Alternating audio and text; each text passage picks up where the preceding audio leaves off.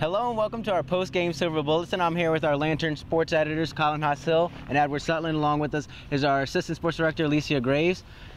Ed, let's go ahead and get your initial reactions from this loss that Ohio State had to Iowa. For the first time all season, the kickoff coverage unit looked great. Wow. Did really well. That's the first thing you have to say after this game. I love special teams. But anyways, other than that, everything that possibly could have gone wrong for Ohio State went wrong. JT was not at his best. He didn't play very well. I'm not going to say that it's his fault that the team lost. It's not. You don't give up 55 points to Iowa and blame it on the quarterback.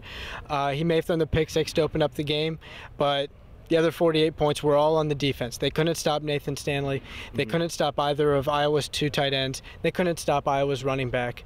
They just got rolled over, and it was a pretty brutal game for Ohio State. And to anyone who has any questions about their future in the college football playoff, it's over. I don't know what bowl they're going to. They're not going to the Rose Bowl or the Sugar Bowl.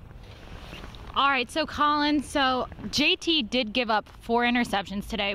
Just like Ed said, he necessarily wasn't the reason that Ohio State lost today. That can't be the only reason, but what does that say about JT after the week he just came off of against Penn State last week? I mean, sure, if you give up 55 points, the quarterback cannot be the reason that they lost.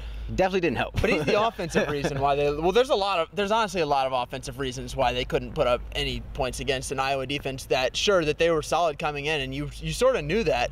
But after what they did against Penn State, personally, I really thought that they were going to come in here and roll.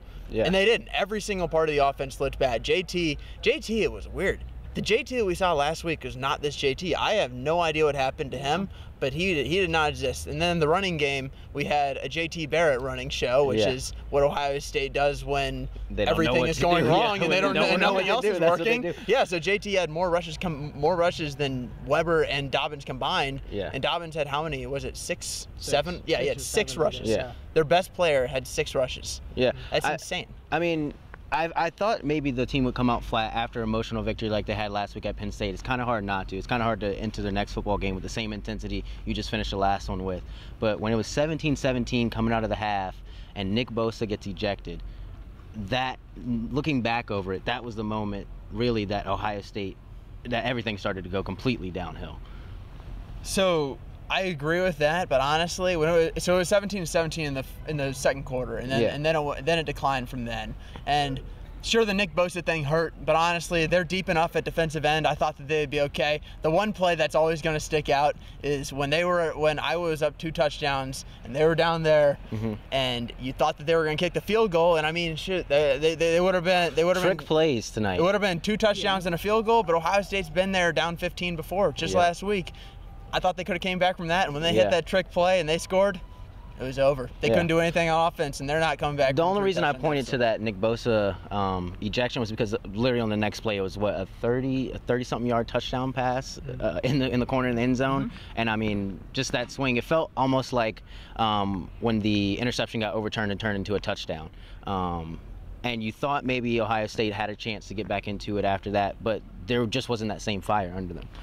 And not only was there not the same fire, like the entire game, it just felt like the pass defense wasn't there on any level. The reason why I thought that they would be able to stop Iowa's offense, which puts up 25 points a game, which is, guys, they put up 55. They made the over themselves. Yes. So the defensive line had what I thought was a weird game, because you would think Ohio State's defensive line is going to come out there and dominate, maybe not even just dominate, but they're going to put enough pressure on him.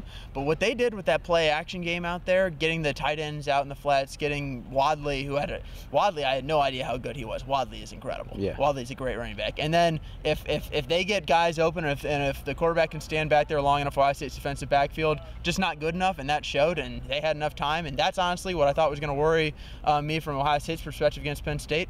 Turns out it was Iowa that really did that. Yeah. You talked a little bit about special teams. What did you see from the actual kickoff coverage with Hallbeal? It seemed like they were letting him letting him let loose a little bit more. Yeah, I mean, I just thought that it looked he definitely seemed to be able to put a little bit more force behind his kicks, which Urban had said last Monday that Ohio State was the only team in the country that couldn't kick it through the end zone. I think everyone knew that wasn't totally true. Hobbiel had done it 6 times before this game. His high school coach had said that he had done it something like 108 times in high school, some insane number, and you saw it immediately that he kicked it as hard as he could and he got a touchback. The rest of the kicks, almost all of them were right on the goal line. They weren't any of these. Man's got a full minute on the kickoff after this loss. Yeah, none of the kicks ended on the 10-yard line. None of them ended on the 15. Almost all of them were exactly right there on that back end of the goal line. Yeah. And for the first time all season, it actually looked effective. Obviously, that's not the big takeaway from the end of this game, but if nothing else, it looks like that could be an issue of Ohio State that they're going to put in the rearview mirror. Yeah, it's sad when the takeoff from the game is kickoff coverage. One other thing that we should touch on is defense and what they need to do going into Michigan State next week, because Michigan State just beat Penn State this week. So it looks like it's going to be another tough matchup for Ohio State, and this determines Big Ten title. I mean, what they need to do on defense Play better, because they just haven't improved at all during the season in areas that they need to. The defensive line has been good. Great at times, not great sometimes when they need them. Specifically this game and again against Oklahoma. They have to be great for Ohio State to win. Linebackers haven't been good enough. I mean, the tight ends today shredded the linebackers. Yep. And then you had Wadley getting out and catching a couple passes against linebackers. And the defensive backs, they're just not good. They're not going to be good. That's why the defensive line has to be great. Yeah. And when the defensive line isn't great, that's a major problem, and Ohio State, honestly, they just really can't recover from that this year. That's just something that they have to deal with. Yeah, if you watch this game, say you watch the games out of order from the season so far, and if you watch this game, I would have guessed this game would have been in week 1 or week 2, because it feels like this team completely devolved back into who they were. And that brings the question, like, is this actually who they are and the past couple weeks were false, or did they just take a few steps back in a tough game? It's really tough for me to say that this is actually the Ohio State team that we've seen over the past couple weeks. You don't beat Penn State 39-38 and also actually just be this team. I think that they probably, I guess they're that team. I think they're that team. Which team when you're saying that team? They're the team today. And they're not the team that loses by 30 points to Iowa every game, but they're more the team that struggles in these key areas. They're not the team. I agree with that. Like, they were down 15 in the fourth quarter against Penn State, and it was a miraculous comeback. It was an amazing comeback to watch. I mean, it had to be a historic comeback for them to be able to win it. But there's a reason why the team that shows up this late in the season looks so similar to the team that's in the weeks 1 and 2. Yeah. Because that's the team. And then they sort of rose up there for a few weeks. It was really impressive, and they got me. I thought that they were that team. I really thought that they were going to continue the run. But considering they can't continue the run, they now have 2 losses, and the Penn State really could have been the 3rd loss. What can I say? This is who they are. They have the same issues that they had early in the season. I'm interested to see that if there's a medium JT, because right now we have bad JT and great JT. There is no middle ground for him. Yeah. One of the things that I thought was strange about JT, and I tweeted this out earlier in the game. Follow me at Edward Zutland. Wow. I mean, it shows up in the video. Well, I mean, I just gotta throw it out there anyways, man. But anyways, no. So one of the things that I noticed early was that JT was having tons of time to make any passes that he wanted. Holes were being open for him to run. But what I saw out of this JT was a JT who, instead of against Penn State, was quick to release and trusted himself. This was someone who was just sitting back and overthinking things. Yeah. Even when there was a receiver wide open down the field, he was a guy who he waited too long on a lot of passes. He didn't put enough on it at times, which we saw that against Penn State once or twice. But it really, the thing that stood out was just his lack of confidence in himself. Do you think that could have been because of the early pick he threw? He hadn't thrown an interception in a long time, and he threw an early one. No. Because so they threw that pick 6 in the first play of the game. Then they had an 80-yard drive, a 70-yard drive, and a 70-yard drive. Yeah. And you're like, wow, like maybe this team really is that good on offense. Yeah. Then I think they had 33 yards on their net state drives. So no, I don't think it was that interception. I just think they didn't play well, and Iowa made adjustments, and Ohio State didn't make adjustments, and I totally agree with Ed. JT just did not look comfortable back there. He didn't like what he was seeing. led to the loss. Yeah. After the game, we didn't even get a chance to speak to JT. They brought out Urban, followed by Billy Price, and then Taekwon. All of them monotone, short answers, which is understandable.